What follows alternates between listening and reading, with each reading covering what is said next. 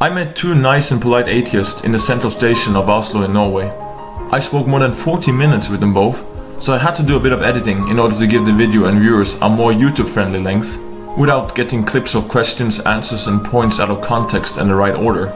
I try to always be somewhat prepared to share the gospel and to street apologetics, but this particular day I was a bit spontaneous with my microphone and camera, after pulling an all-nighter while traveling across Europe to my home country. So I'm therefore sorry for at points shaking the camera a bit. I was high on coffee, without a tripod, and sitting quite long on my knees while holding the camera and the microphone. We cannot bring non-believers to God. That's a step they have to take themselves. But we can bring God to them. Imagine a scale with me from 0 to 10, where 0 being a hardcore atheist and 10 being a born-again Christian. I want to take the people from 0 to 3 on that scale, from 5 to 6 on that scale, and God willing, 9 to 10 on that scale.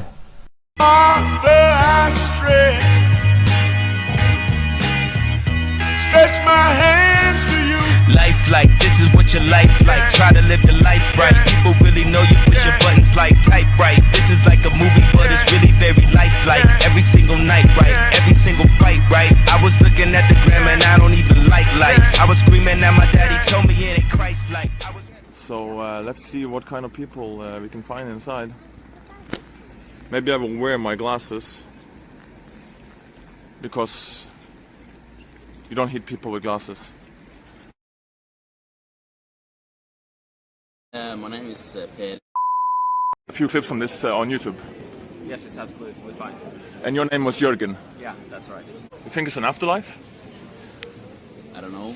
Well, as an atheist, the last question is quite simple. I don't believe we're here for the yes, we are alive, and then after that we're gone. And then the world is left to the next generation.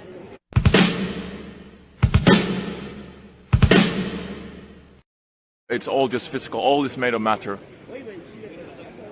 Well, I'm not sure we have an absolute answer on it, so I can't say for certain whether or not we have it.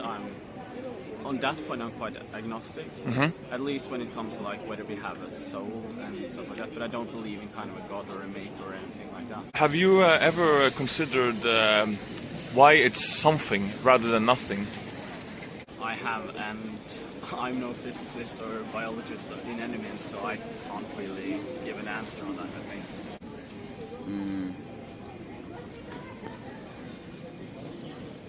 I don't have any idea.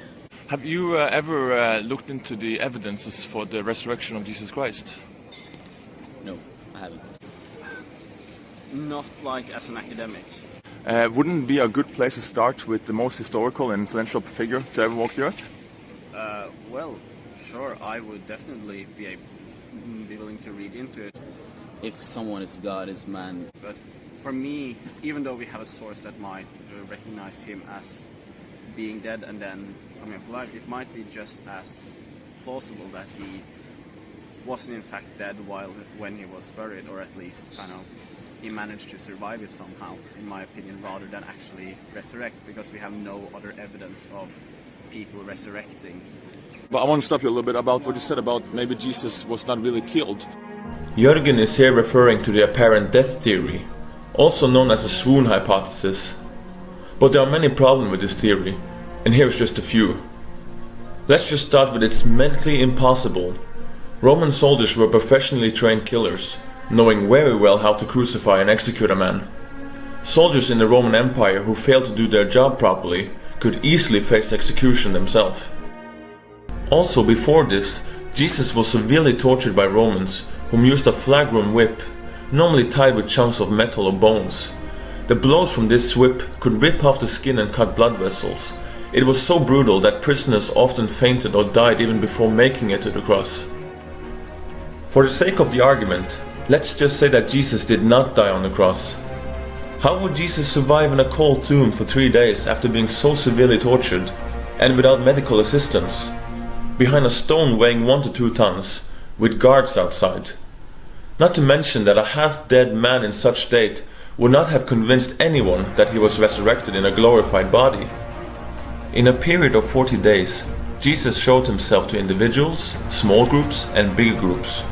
Jesus also appeared to over 500 people at once, Many of his followers also ate with him, or even touched him.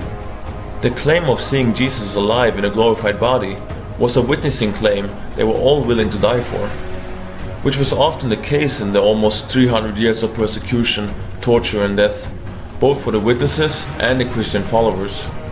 But despite all of this, inside these 3 centuries, without the use of the sword, they took over 2/3 of the Roman Empire before Christianity was legalized in 313 AD. No New Testament historian are defending this theory today. Conspiracy theory, displaced body theory, hallucination theory, apparent death theory, all the 4 most popular naturalistic theories that the skeptics offer to explain the resurrection are all full of fallacies. But deeper into every one of them is for another video. If Christianity were true, would you become a Christian then? Well, that's a hard question. I would say if the God was something similar to what Jesus is, because I believe, no matter whether you believe in Christianity or not, Jesus as a philosophical kind of leader or spiritual leader is definitely someone to follow. He's an admirable person.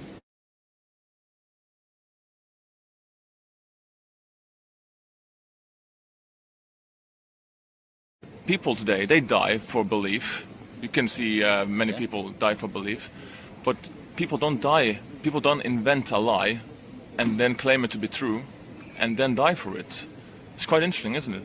I have definitely been more interested in taking more kind of religious courses at university, religious studies courses, not necessarily theology though, but just to kind of get another perspective on it. I'd love to think about it, but I don't have the answer right now. My goal when talking to non-believers is to throw out some pinchy and annoying thumbtacks in their way, which make them want to examine their own worldview and experience of reality. And not to take my word for it, but to really study the evidences for the resurrection of Jesus Christ from themselves. In other words, I want to plant seeds, or bring water, or sunlight, and God willing, if time is right, to harvest. Why do so many Christians expect a conversion every time they speak? That's not the case in the Bible, and it's not the case today in 2020.